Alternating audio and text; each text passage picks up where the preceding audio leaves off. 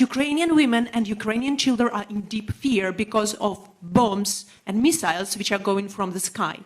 And Ukrainian people are desperately asking for the West to protect our sky. We are asking for the no-fly zone. We are saying in response that it will trigger World War III. But what is the alternative, Mr. Prime Minister? To observe how our children are, instead of planes, are protecting NATO from the missiles and bombs? What's the alternative for the no-fly zone?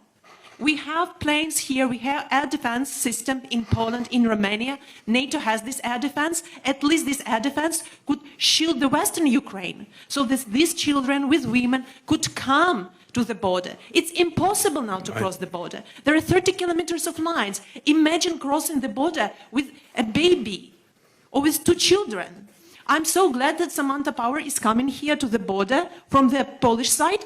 Let her come to the border from Ukrainian side and see that. Britain guaranteed our security under Budapest Memorandum. So you're coming to Poland. You're not coming to Kyiv, Prime Minister. You're not coming to Lviv. Because you are afraid. Because NATO is not willing to defend. Because NATO is afraid of the World War III. But it is already started. And these are Ukrainian children who are there taking the hit. You're talking about more sanctions, Prime Minister. But Roman Abramovich is not sanctioned. He's in London. His children are not in the bombardments. His children are there in London. Putin's children are in Netherlands, in Germany, in mansions. Where are all these mansions seized? I don't see that.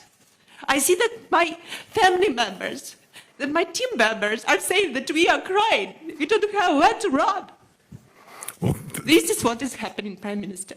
Well, thank you very much for your questions, and thank you for getting here today. And I'm glad that you have been able to get here. And look, I just want to say that I'm acutely conscious that there is not enough that we can do as the UK government to help in the way that you want. And I've got to be honest about that.